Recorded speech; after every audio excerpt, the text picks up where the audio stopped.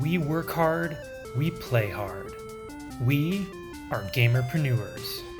Individuals who have chosen to give up the security of a 9 to 5 in favor of getting to set our own hours, of doing the work that we want to do, and we refuse to give up the hobby that we grew up with in order to, quote, grow up.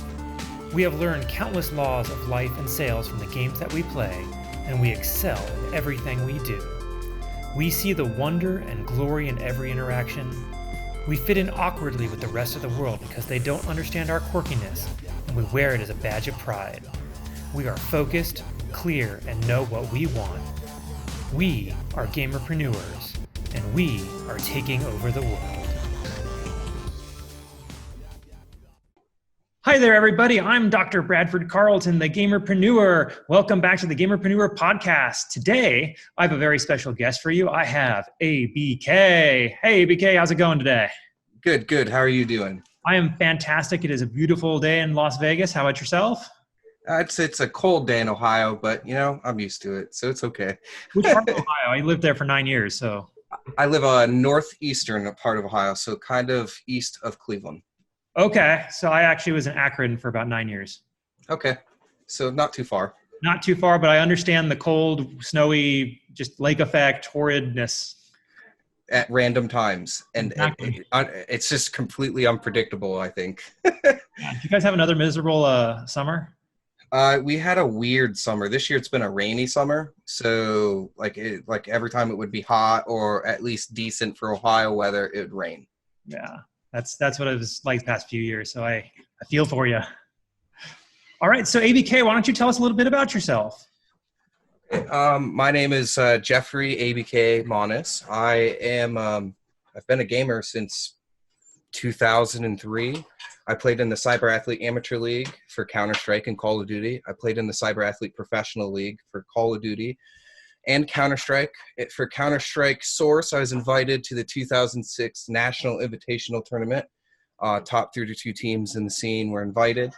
From there, I've just dabbled in games because I was injured in the military, which allowed me to use gaming as kind of like an in-home therapy thing to help sustain my injury. So the injury, I tore my bicep off my bone, and I have a cast that I have to wear. Through gaming, that is kind of just allowed me to exercise, keep my hand kind of alive and flexible, and I kind of do the best I can. All right. From that moment, I've turned it all into coaching. Okay, well, thank you so much for your service. Like, I really do appreciate you, stepping up like that. And that's, I'm sorry you were injured, but it's great you were able to find some way of using video games as a rehab method. Yeah. In occupational therapy, that's pretty much what they were doing. They're just, here, play the Wii, here, play this. And I just kind of took what they were giving me, the guidance of the doctors and the therapists, and I just brought it home. And I just wanted to give myself a routine, and it's helped a lot. Okay. So I always like to start my interviews a little bit on the fun side. Can you tell me on a scale of 1 to 10, how weird are you? 10 being high. I'm very weird. 10 would probably, 10 out of a scale to, 10. How's that? I am just off. I'm geeky. I'm the definition of a geek. I'm real cheesy. But I'm a romantic type of person, which is weird, a weird mixture. So other than that, I just feel like I'm just a unique perspective in a lot of situations. I try to make the best out of all of it. I'm a type of person that looks for the positive instead of the negative. That's fantastic. That's wonderful. Now, you have a stream, correct? Yes, I do. Can you tell us a little bit about that stream? So I stream on twitch.tv, TheRealDjabK. I'm an affiliate working on my partnership.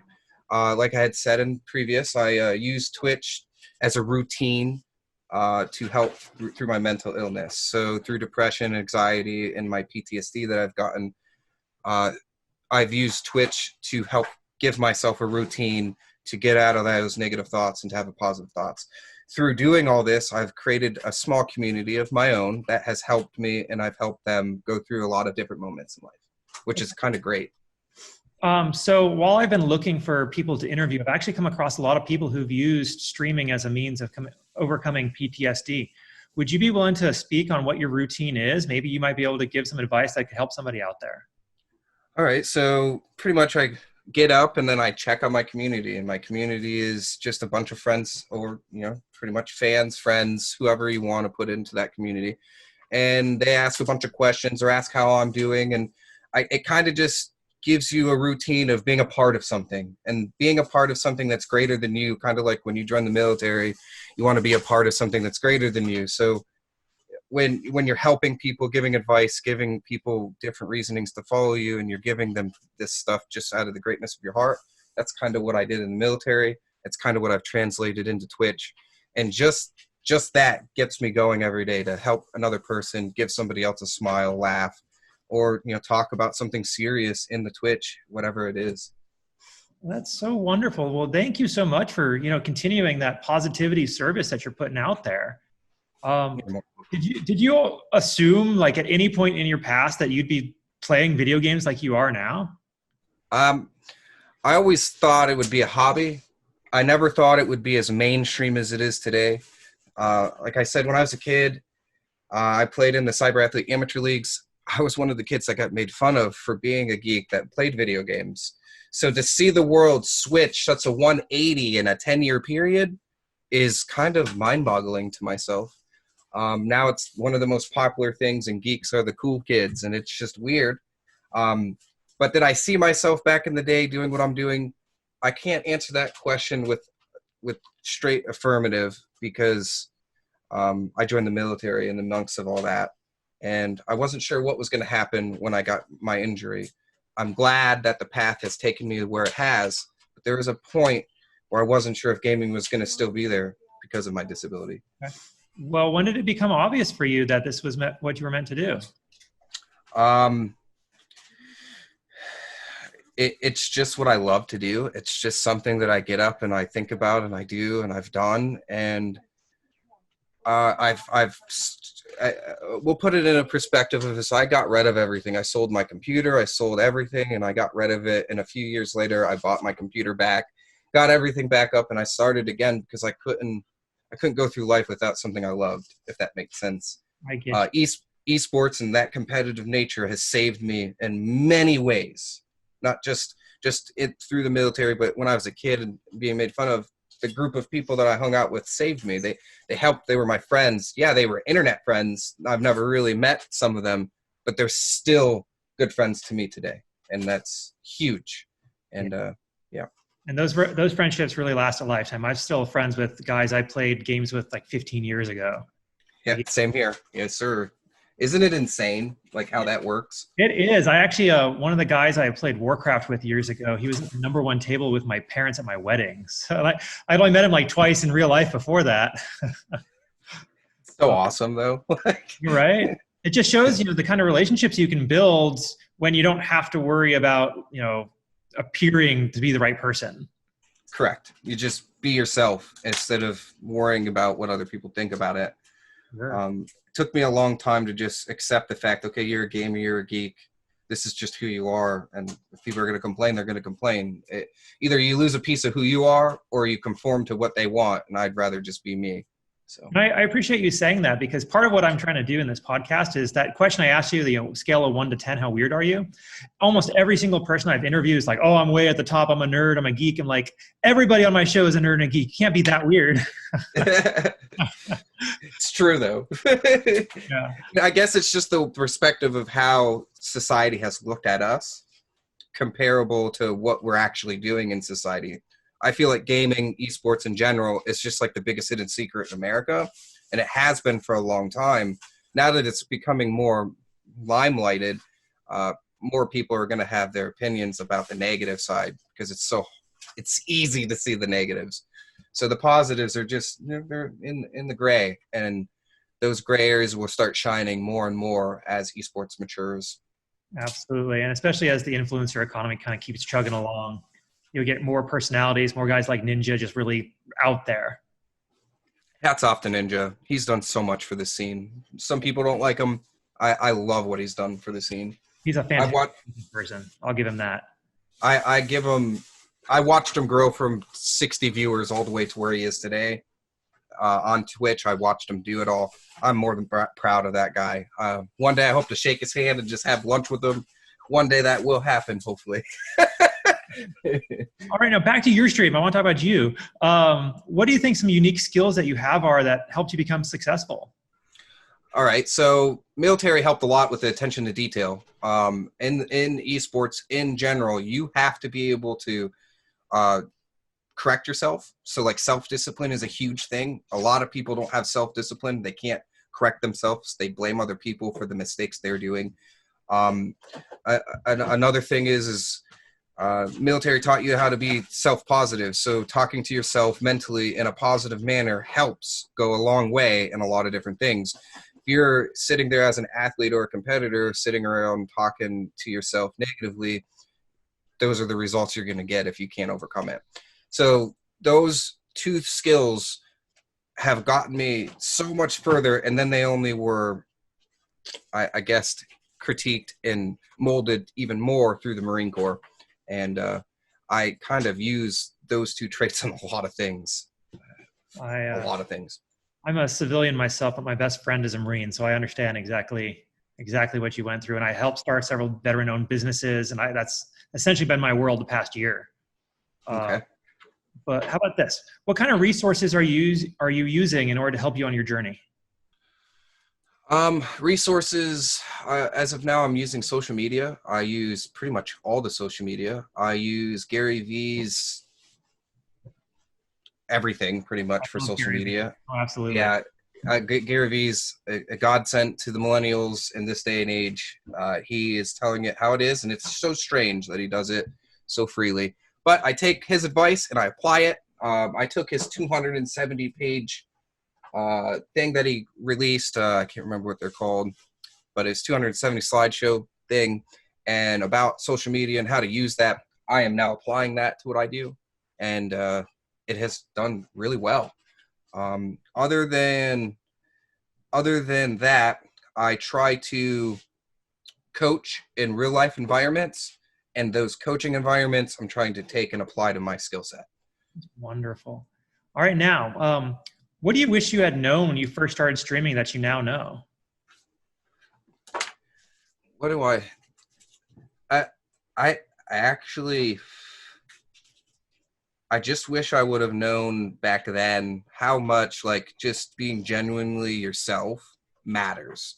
So like trying to fake it to make it is not like ever going to be a world in the gamers, because most gamers can see through a lot of that. And a lot of people, you know, fake it to make it was the advice in the beginning 5 years ago. And I wish I would have just never done any of that and just applied who I was and went through the organic, real me face value throughout all of it. And I'm doing that for 2 years now, and I've grown exponentially compared to, you know, faking it to make it mentality that was kind of through the internet for a while. Are you making any money off of your stream or your YouTube or anything? So I do make some financial gains. I won't say I make a lot of money, but I make some financial gains. More and less, I make more money from my music as an artist than I do as a streamer. Okay. Now, you've been doing this for a few years, and would you have any advice for someone who's thinking about getting into it now? If first and foremost, don't worry about the quality. Don't worry about like what people are saying. If you like doing it, just do it at the quality that you can present. Most people are sitting around thinking too much about, oh, my quality is going to be bad. I'm only going to get 30 FPS. I can't do this. It's not about that.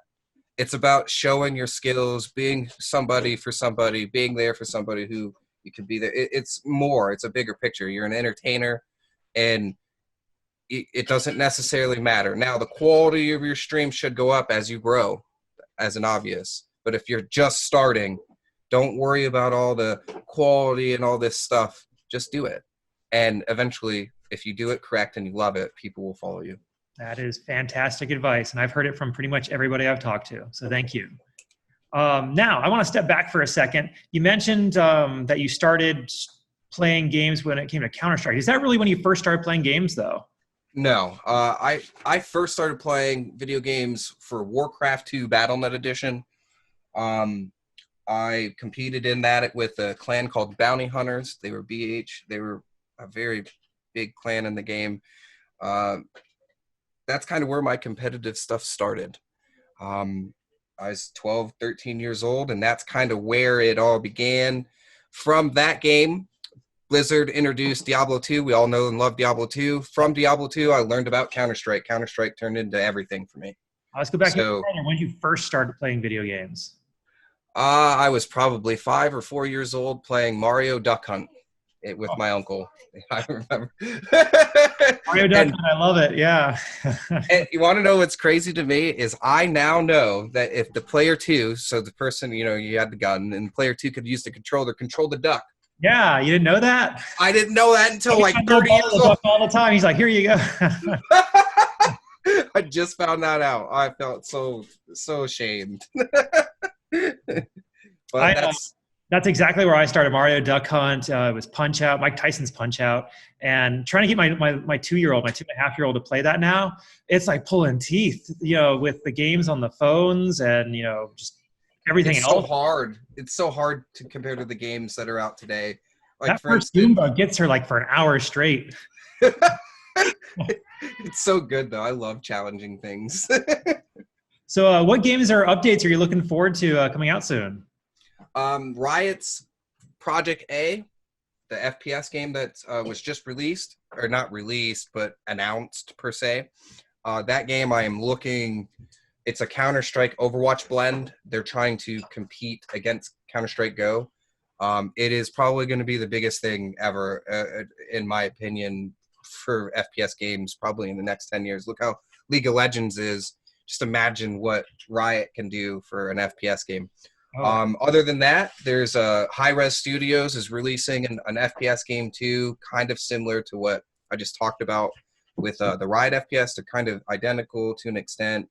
Hi-Res kind of always does this, makes a game kind of similar to other people, does their own niche. I'm waiting for that game to come out too. For whatever reason, it's slipping the top of my head, the name of it. But it is a good game. And they're both in 2020, supposedly be released in 2020. So those are the two competitive games I'm looking forward to. The non-competitive games, Diablo 4. Can't wait. If it's as good as it says it's going to be, I can't wait. Oh, it looks beautiful too, doesn't it? Yes, it does. And I like the Diablo 2 throwback, so hopefully it is as good as it looks to be. All right. Now, if you had to choose one, what would you say your favorite game of all time is? Yeah, that's Counter-Strike. I nothing to this day gives me that adrenaline rush still. I can't compete at the high level as I used to. Like I said, I have a gimpy left hand. But I will tell you that even when I do participate in any of those events, my heart is pounding, my adrenaline is rushing. I just love it. That is a feeling that is very, I don't know how to explain it, but if you know what I'm talking about, because you've been a part of a game that makes that happen for you, you know what I mean. Oh yeah, that is so genuine level. Pure and raw. I get it. Get it. All right. How about this? So we've talked about some of the good things you've done. I want to humble you a little bit, if that's all right. I want to ask you, what's something that you failed at?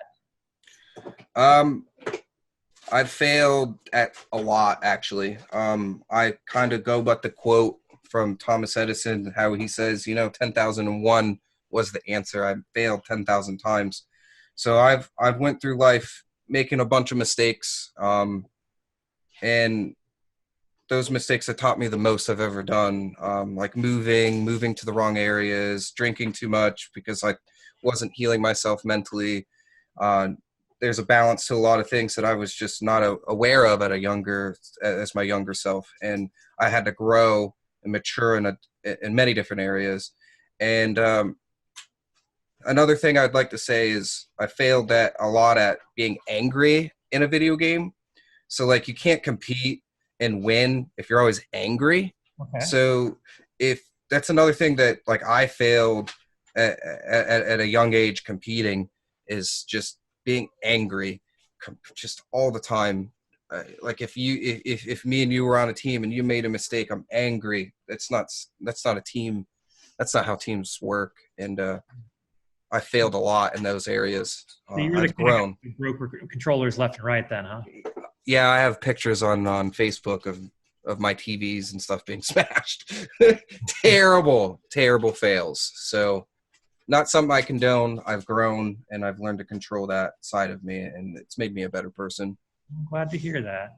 All right, now let's shift back to your stream and kind of talk about when people come on for the first time, what's something you think that they don't quite understand about what it is you're doing or your community? So a lot of people don't understand I'm playing pretty much Gempan. So like when I'm in a game competitively, I'm actually competing with a cast on. I can barely move my left hand at all. Like, so I'm like pushing, like I'm uniquely using my hand with the cast to move around. So when I can't do something or I can't move my finger to hit a button or I'm timing stuff wrong, people will, kind of semi-comment it like, you should have done X, Y, Z. It's like, well, I can't physically do that, but I'm not trying to tell you. I'm not trying to make a big deal of it, so I'm just letting it go. Yeah, I suck. Okay, move on. But it's a big misunderstanding, like, if that makes sense. Sure. What do you think the best compliment you've ever received from your chat is? That in 2019, when I went to the Summer Wartide Championship for the game called Battalion 1944, that only reason the team won and held composure is because I was there being their coach. Literally, we were there being booed on stage by everybody, and we still won and held composure. Why were you being booed? What the heck? We were not the home crowd. Ah. We were the enemies of the home crowd, and it was one of the most hardest things to convince a bunch of under 24-year-olds not to get mad, don't get sad, take that and fuel it, use it as fuel. So every time people were booing, we would boo back as a joke because it was funny to us at the time, but it helped us fuel that environment. So that negative environment we turned into a positive. People always say turn your lemons into lemonade. So that's what we did. Okay. So so your best compliment you've ever received from your chat is that I'm a good coach for that's pretty much what I was trying to relay, is that my coaching skills I coached very well in 2019. That's Wonderful. What I was trying to get at. All right. Is there video of them playing on like YouTube? Yes, there's a video of me live with that all happening too. I can give that clip to you. Cool. Yeah, I'd love to see that. Now, cool. I think you might have answered this, but what do you think the worst trolling you've ever received is? I keep on fake getting reported for random stuff. I like I said, I work on my own music. So people who just, I don't know, think it's not my music will literally come into my channel and troll, telling me that it's somebody else's, or they'll report my stream until it's banned for a few days, which is really weird. But other than that, I really haven't been trolled like most Twitch streamers. So mine is more of just weird events, not necessarily trolling. Okay. All right. Now, kind of getting deeper into the Twitch community, the gaming streamer community. What's that community like? It's actually pretty good. As a small streamer, we band up with a bunch of other small streamers, and we have a bunch of communities, and we all talk, and it's good. The bigger you get, I think it's harder to do that. So I think the smaller streamers have a little bit more community, a little bit more reach to other people, though the bigger streamers have like more reach, sponsors, and more viewership and all that. They're not talking to other streamers as much. So like small streamer to small streamer type of thing to grow, where the bigger you get, it's more about you and your community and what they do for you. That's so lonely at the top. Yeah, yes, sir. Yeah. So I think Twitch's community is great, because once Twitch starts growing the community aspects, if we have 3 million streamers, we need to start helping them gain community with each other. It's going to grow a lot. Yeah, that's a lot of streamers. Yes, sir. Somebody told me that's like 2.2 million come on per month. Yeah, per month. Yeah, and that's 300,000 affiliates, 60,000 partners. when you think of YouTube, think about 100 million people, 100 million user accounts on YouTube, and there's not many people gaming on it. Once YouTube figures this out, and then they're like, oh, all we got to do is update the way it looks, the application, the live feed, and it's more user friendly. There's going to be more viewers there compared to Twitch's 30 million per month. And that's not even going to Facebook's 2 billion users. The only reason Facebook's failing is because the application, the way it is viewed by the user, it's not good. It's hard to find people. You can't find your languages. Once these people start figuring out, there's going to be a lot of streamer wars, and it's coming. 2020 is going to be a big streamer war year. I'm looking forward to it. I get a report on it. I can't wait. ABK, this has been absolutely fantastic. Thank you so much. Can you tell people how to get in touch with you on social media? Yeah, I'm TheRealDjabK on all social medias, and just DM me and hit me up if you need anything, and I'll be more than happy to help you or assist you the best I can. All right. And I just want to give a quick shout out. You do all of this and you have kids too. Yes, sir. I have 5-step children and I love them dearly. So I'm sure your house is pretty busy. You can hear it probably in the background. There's a lot of going on here on all times. Well, thank you. Is there anything that I didn't ask you think we should talk about? No, I think you hit it pretty much. Actually, I take that back. I want to announce or say that there's a lot growing for the high school esports league in every state. Every state has signed up and has a program that is affiliated with some type of certificate for esports that gives sponsorships and scholarships to kids that are good. Now, there's a bunch of different leagues that are starting based on state, but HSEL is the biggest one, high school esports league, and they're affiliated. It's huge. So if you're a teenager in high school, look that up. See if your school has it. See if you're interested in competing. This is your step in. This is the way you're going to get into the professional esports now, if you didn't know. There is not going to be this. The amateur leagues are going to be the high school and the collegiate leagues, college leagues, into the professional.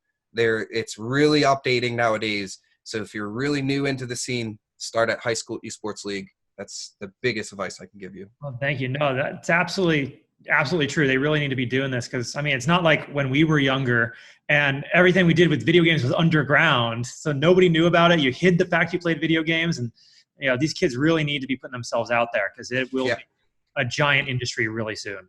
It's growing exponentially too fast for people to realize how quick it's growing. It's like technology, how it grows every 30 days, every month. It's obsolete from the last month.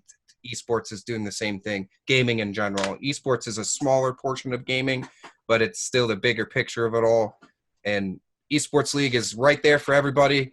Teenagers, you guys can go and get it right now and participate and get scholarships, and you can go to college for this. It's really real. It's if you take the time and go read and get the information, you can literally make this a reality for you. All right. ABK, thank you so very much. You're more than welcome. Thank you so much for having me on the podcast. I appreciate it. Absolutely. All right. You take care. Hey, if you like this podcast, I'd love to invite you to check out a little bit more about me, Dr. Bradford Carlton, gamerpreneur. If you go to my website, www.thegamerpreneur.com/bonus, I'm going to give you a free copy of my book, The Warcraft of Business, where I explain my history in both gaming and business and how I brought the two together in order to create some very successful companies and help a lot of people. And all you got to do is pay for shipping and processing, and I'll send you this book. I absolutely know you're going to love it. All right, you all take it easy.